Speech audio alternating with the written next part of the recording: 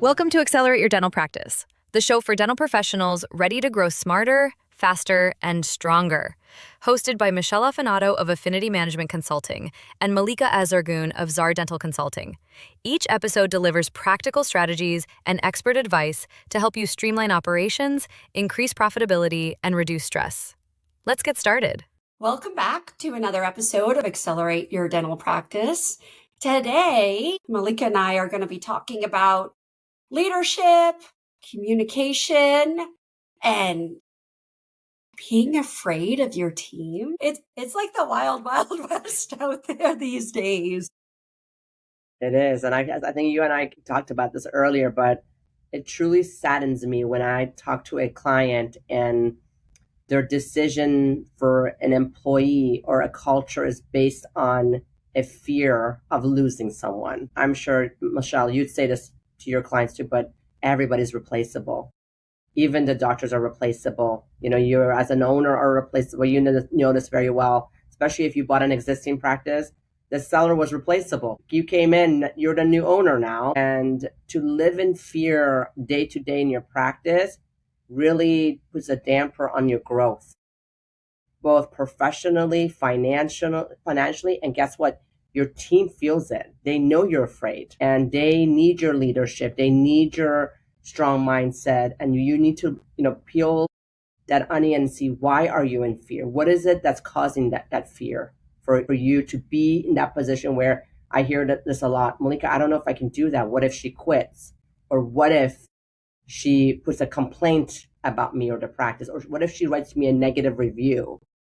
I don't want her to go on Google and write me a review. Yeah, I've had a few clients lately that have had situations like that. And I know we've been talking about this, like it's been talked about to death, is like there's not a lot of good people out there, right? So a lot of doctors are looking and being like, well, I will like allow certain things that I never would allow before because, it's hard to replace somebody like that. But you also have to look at, you can't just do things to make your team happy, right? You have to look at it as you have a business to run and what are the needs of the business? And, does it mean adding more hours or reducing hours for some people or modifying their job description, right? You have to really assess what you have. It's also really important so that you are not in fear, especially for a front office position, is for the doctor to learn that stuff, to know what reports to look for, scheduling. Like, I don't know about you, Malika, but I always teach my doctors how to check benefits, how to post a payment, how to submit a claim. Like, do I want them doing it all the time? No. But at the end of the day, right, everybody could just get up and leave, and who's left there? Yeah, the owner. You as the owner are left, and that's it. And I think if you don't know what your day-to-day operation of your practice is, that's when you live in fear. Because you're afraid Yes. that the minute that individual in the front desk does everything for you, from check-in, check-out, submitting claims, even posting payments, depending on your size of your practice, some offices only have one front desk or 1.5 front desk. And if that's the case and they walk out, you're like, I won't know how to do anything. But to Michelle's point, if you know what's going on and you could post a payment, you could run a credit card payment for a patient. If you can run your reports and check on them, trust me, you won't be to live in fear anymore, because they also know that they don't have to hold anything. I hear this sometimes. I'll hear a staff member when I do a check-in and a staff member tells me, well, he can't live without me anyways. So if he continues to have this attitude with me, I'm just going to walk. And that's when I know we have a big problem in the office, because this employees now know and have known that my client doesn't know anything about the operation of the practice. Right. And that's why I think it's so important as a practice owner, right? You have to learn this stuff. I know you went to school to learn how to be a great clinician. I get that. But you need to have somebody that can teach you the business aspect. You can read books, you can there's tons of CE classes, there's tons of consultants out there that can help you learn that stuff. But in the end, it's about protecting you and your business. I'm not saying that your employees aren't valuable. And yeah, they bring a skill set to the table like that you really don't have, right? But this doesn't just apply to the administrative side, right? Like it's the same thing with an assistant or a hygienist, because like half the doctors are like, I don't know what the system is for inventory. I don't know how to change the traps. I don't know how to do the maintenance on this. Like, so not saying that you have to do it, but one, do you have like a written protocol for it? So if somebody's out and you have a temp in, or they leave and you're stuck there by yourself and have to go in on a non-clinical day and do this stuff yourself, these are things that you have to think about. Absolutely. Absolutely. And also be able to, especially not to get into, this could be a conversation on its own, but especially on your admin team that maybe handle your money, making sure there's no embezzlement happening. Because if you're not in tune, you're not running your day sheet or your deposit report, and you're not checking what's coming in, what's going out, sometimes you find out when it's too late. So being in tune and knowing, like I get this all the time, like we had to run a sport test. I thought they were running the sport test. You thought they were running the sport test and your system was doing it, is not good enough. End of the day, your name's on that door. Your license is in line. So knowing and being in tune clinically or admin. I say admin more because I feel like clinically a lot of doctors are more in tune because they're in the back a lot of times. But I think on the admin side, I think there's almost like a fear of asking because they don't want to piss off their front desk or manager, a fear of knowing that they will know that you don't know what you're talking about or you don't know what to do. And those two things hold an owner from the potential of knowing what's going on in the operations. So I think if you're a startup, I mean, I know Michelle and I both like, I'm like, know this. Let me see you post a payment. Like, we got this. We're gonna learn how to do this. Let me see you check out a patient, make an appointment. You should know all that. And if you don't know it, it's never too late.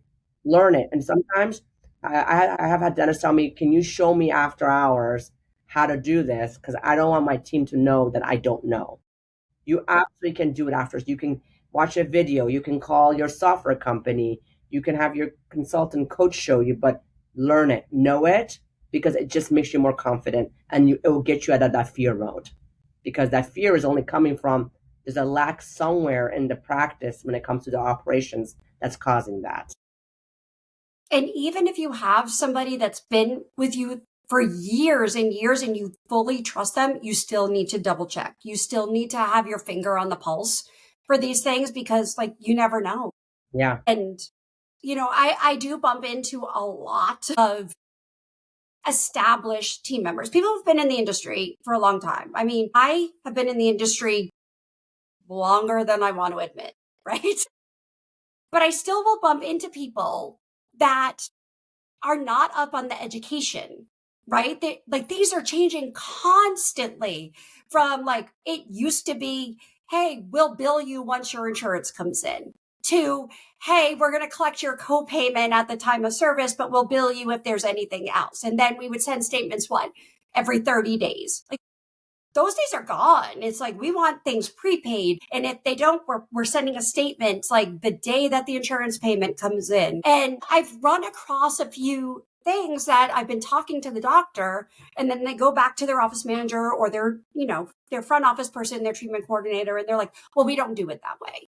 Well, just because you don't do it that way doesn't mean that's like the way you're doing it is correct or the most efficient. Things are constantly changing. One of the biggest things that I have seen lately is people are still writing narratives for insurance. Like the insurance companies don't want narratives. They want a screenshot of your clinical notes, right? And so then I'll see people like, well, I don't understand why things are getting denied. Well, that's because we're not keeping up on what's going on. And I feel like it's the responsibility of the doctor to hold the team accountable for making sure they're up to speed. Their knowledge is good. And I do know, Malika, you probably see this too, is I feel like clinical team members take CE much more than an administrative team member does, right? Absolutely. Because clinical team members need the CE to keep up their license, their certification,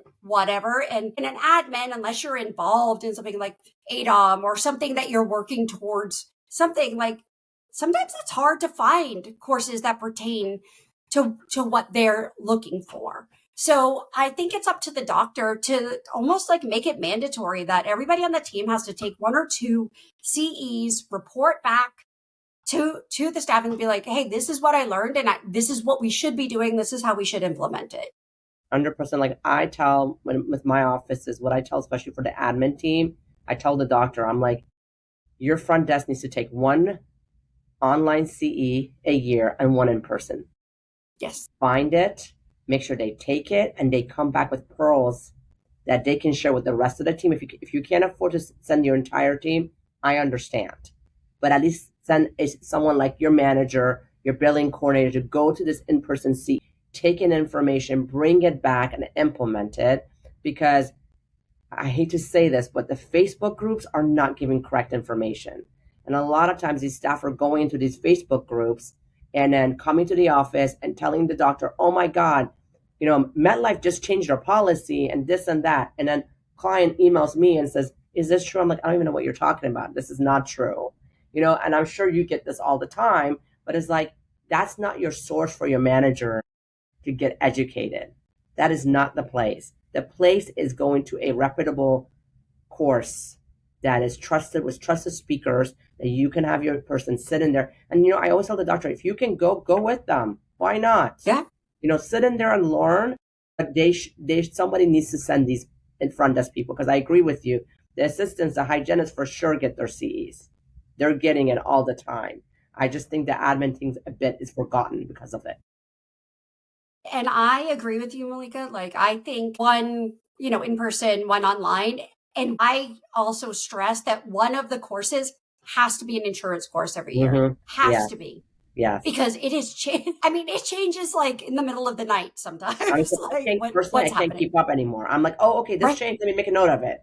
Sometimes, from the letters my offices get and they send to me, I'm like, oh my gosh, wow, this insurance just got married with another insurance again. Or this policy just changed, and you just honestly do not know what happens. But getting that letter and asking on Facebook is not the place. You should have somebody that you trust that you can, even if it's an hourly rate, that you can check. Like I always say, sometimes when I don't even know the answer on insurance, I'll say, here, let me connect you with Teresa Duncan. Do a 1-hour session with this individual. She's a wealth of knowledge. Let her educate you. And if she doesn't know the answer, she'll get it for you. But it's not going to be your Facebook group that's going to give you 9 different answers. Then none of them make sense anyways. Also remember, like, not just about insurance, like every office is different. Your vision for your practice is different than anybody else's. So you're going to schedule differently, right? The way you collect payment is going to be different. Your patient experience is different. And one thing I do find with doctors as leaders, they think your staff, your team are like mind readers. We're not.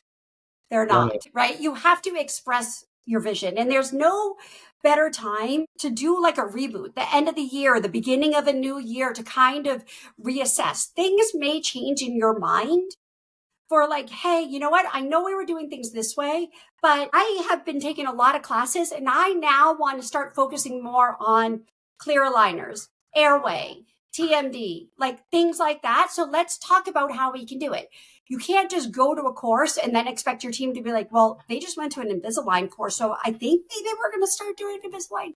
The communication is key. So, and it's best to communicate with the entire team at once. Don't trickle it out. Like, have a conversation with the hygienist in the hallway and then go talk to the front office person. Sit down and really think about how you want to implement something.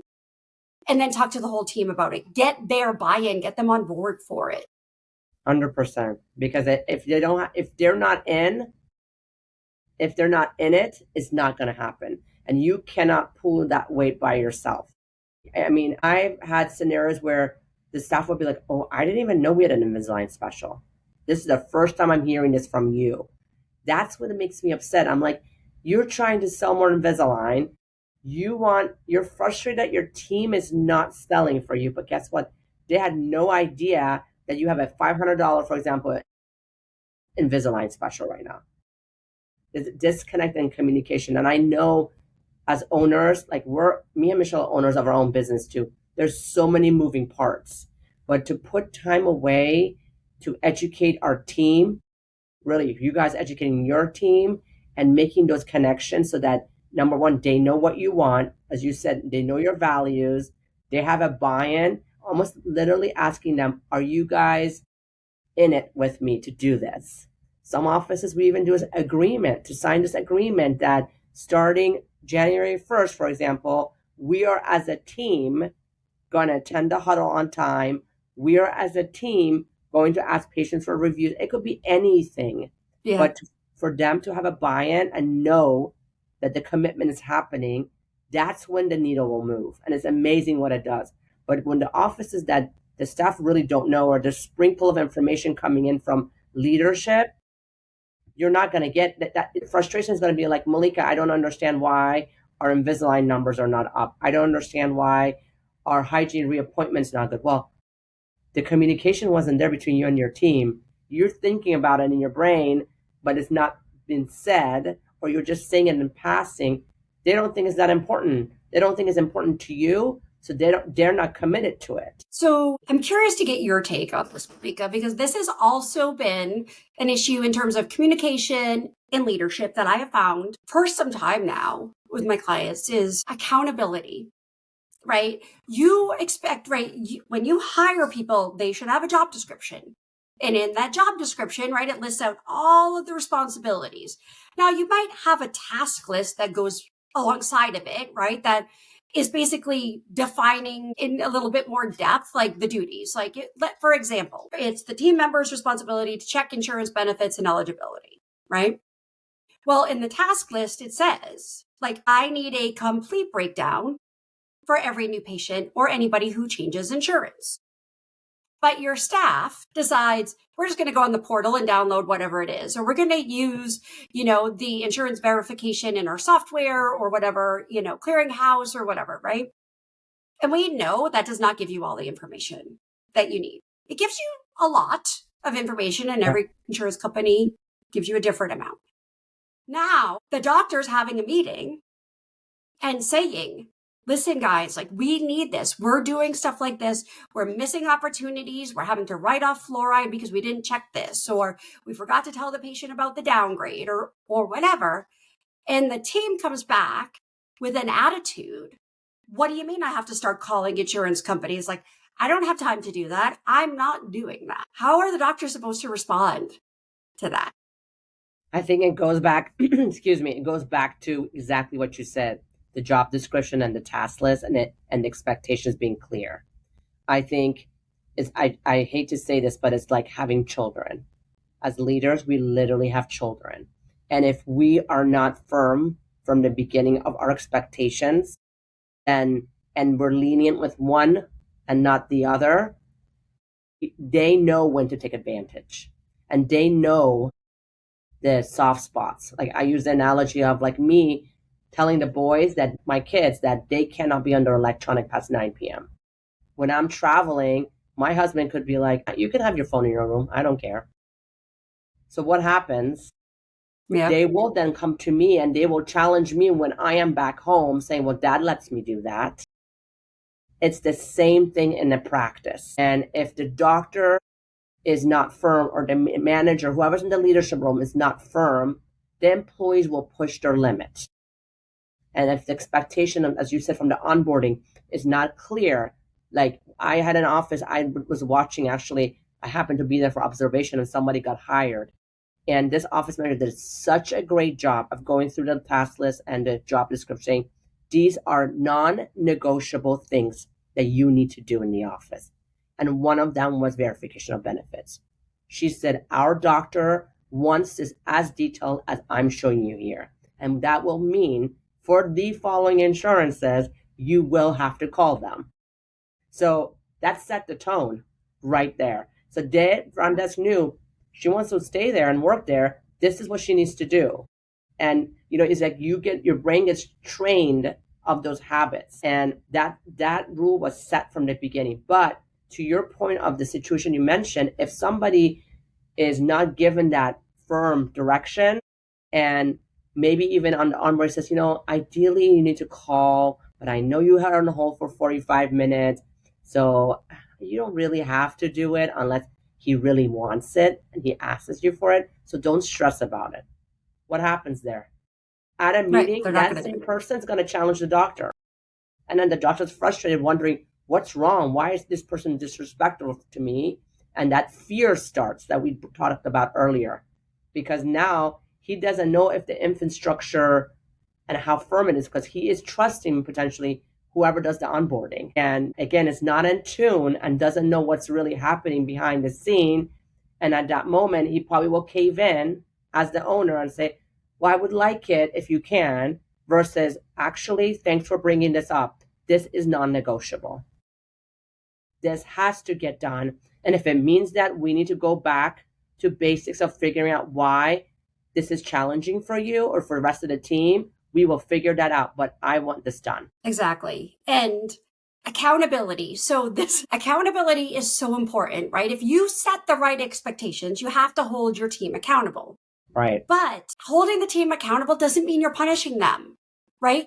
If everybody does their job and is accountable for their job and not worrying about what everybody else is doing, the office will flow a little better. The patient experience will be better. A little bit of stress will be lifted off of everybody. Yes. But when somebody is not pulling their weight or somebody doesn't do their job completely, it affects everybody else in the office.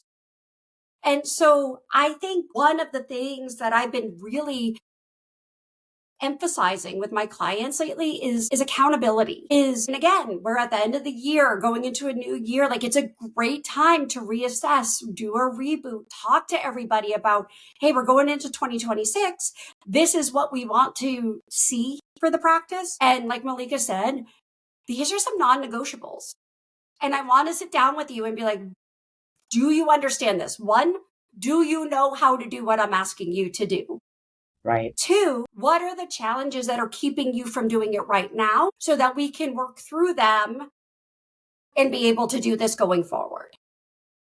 That's not punishing somebody. Remember, doctors, like, you are paying them to do everything that's listed in their job description. Right. We're not asking them to mow the lawn for you or do anything like ridiculous that's way outside the scope of what they're capable of.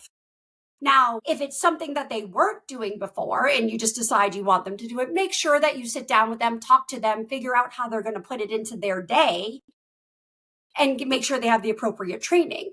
But if it's already on their list and you did your job by explaining and onboarding them properly, you need to hold them accountable. And I think that is something that is really lacking in a lot of practices. Oh, 100%. And I know what happens, Michelle. I'm sure you've seen this. Then they get to a threshold where they're done with that employee. Yes. And then we get a call and it's like, Malika, Michelle, I'm done. I need to offboard this person. I got to get rid of them. I got to fire them, whatever it may be. And guess what? They have no documentation. There was no accountability put in place. There's nothing that could align to say, oh yeah, I had a conversation with Sarah 3 times. 2 of them were in writing.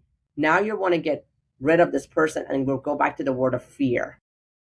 They're calling us because there's a fear that there's going to be consequences with it because there was no accountability. There was no systems in place to hold that individual accountable. So now here we are, and then they don't like my answer when I said, well, yes, there's a risk because you didn't document anything.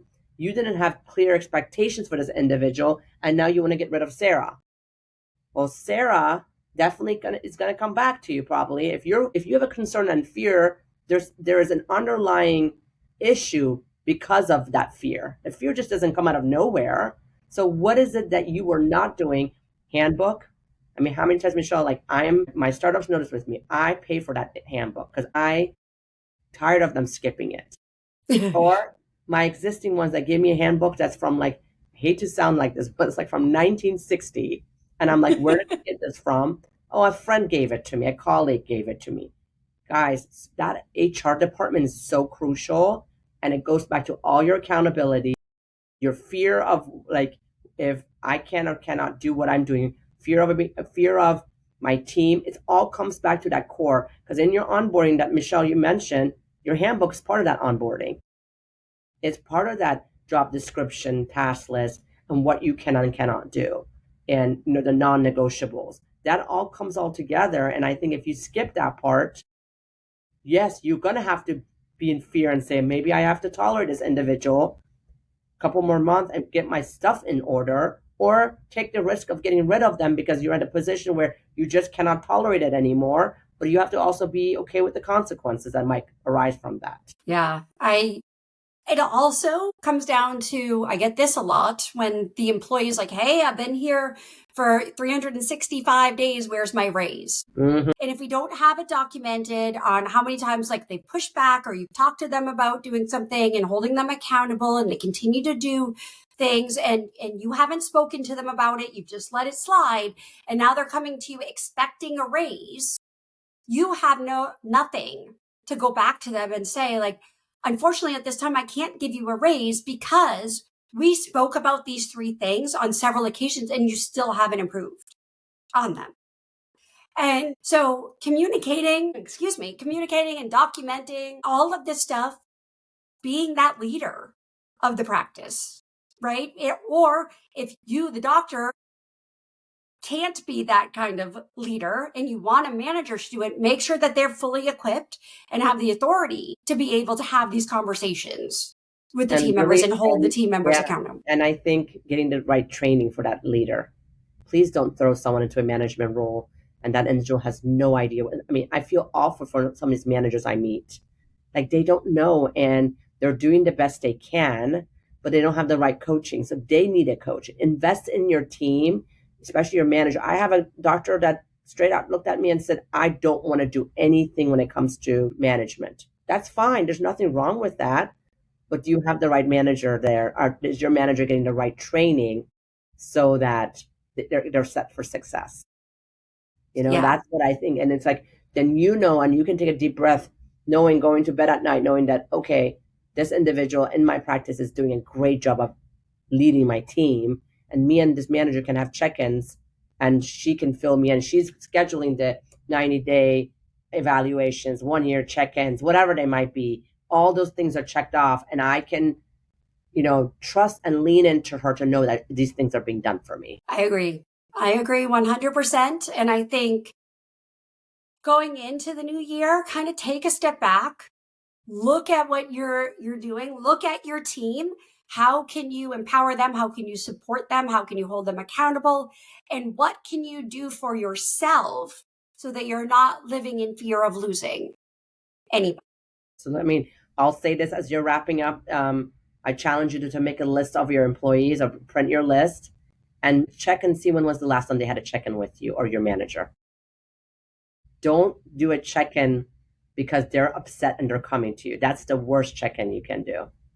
I get upset when I hear like, okay, I'm gonna do the review for Sarah now. She's really upset. I know that she's on thin ice. Don't let it get to that. I challenge you to look at the list now. Who didn't have a check-in or evaluation with you in the last year?